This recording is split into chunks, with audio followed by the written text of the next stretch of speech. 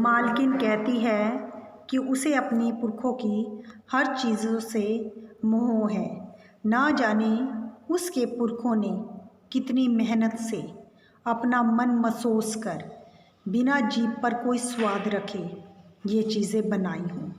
इसलिए उन चीज़ों को सुरक्षित रखना ज़रूरी है।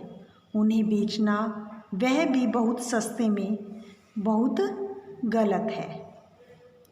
हम लोगों की नज़रों में उनके द्वारा छोड़ी गई कीमत की यानी वस्तु की कोई कीमत नहीं रह गई है। हम उन्हें सस्ते में समझते हैं, जबकि उन्होंने बहुत मुश्किल से हमारे पूर्वजों ने ये चीज़ें खरीदी हैं।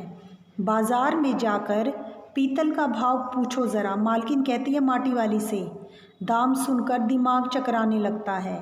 यानी अब पीतल के भाव बहुत ज़्यादा हो गए हैं और ये व्यापारी यानी व्यापार करने वाले दुकानदार हमारे घरों से हराम के भाव इकट्ठा कर ले जाते हैं, यानी बहुत सस्ते में पीतल तांबा खरीद कर ले जाते हैं।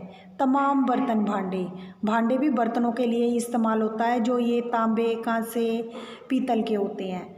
अब कांसे के बर्तन भी गायब हो गए हैं। कहते हैं ना, वो जो कांसे पदक मिला है यानी तांबे का जो गोल्डन सा होता है, सब घरों से अब ये गायब हो गए हैं। इतनी लंबी बात नहीं सोचते बाकी लोग।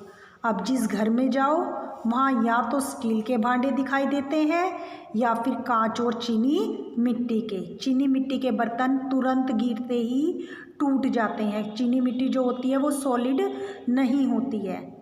अपनी चीज़ का मोह बहुत बुरा होता है।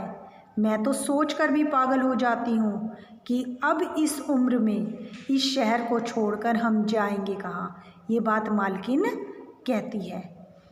ठकुराइन जी जो ज़मीन जायदादों के मालिक हैं वे तो कहीं ना कहीं ठिकाने पर जाएंगे ही, पर मैं सोचती हूँ कि मेरा क्या होगा, क्योंकि उस बेचारी की तो जो ज़मीन है वो भी उसकी अपनी नहीं है, वो किसी और की ज़मीन पर उसने झोपड़ी बनाई हुई है। तो जब मालकिन कहती है कि हम तो यह सोच भी नहीं सकते कि हम इस शहर को छोड़कर चले जाएंगे, तो इस पर जो माटी वाली है कहती है मैं तो यह बात सोच भी नहीं सकती कि मेरा क्या होगा। मेरी तरफ देखने वाला तो कोई भी नहीं है, क्योंकि वह बेचारी बूढ़ी औरत है और अकेली है।